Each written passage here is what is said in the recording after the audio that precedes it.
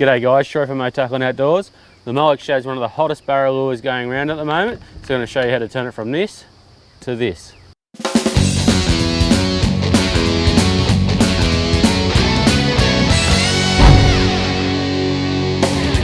So you're going to need some scissors, a pair of cutters, your split ring pliers, your hooks and your split rings. So for the split rings I'm going to use the BKK size 6. So for the trebles I'm going to use the Viper 41s in size 1. So I'll take them out of the packet. So first we're going to cut the top hook off, which I find we get a better hookup rate. Then we're going to take this Colorado blade off, so we're going to attach a second hook. Then we're going to take the front hook off. I like to cut these fins off as it gives the lure more body roll.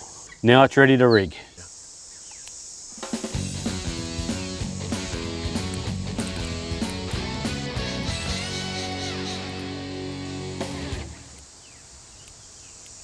So when you're rigging the trebles, you make sure the hooks lay next to the body like that, not the single point into the body. There's the Molix shad rigged, ready to go to catch your next PB barra. If you want more information on the Molix shad or the BKK hooks, check out our website, motackle.com.au.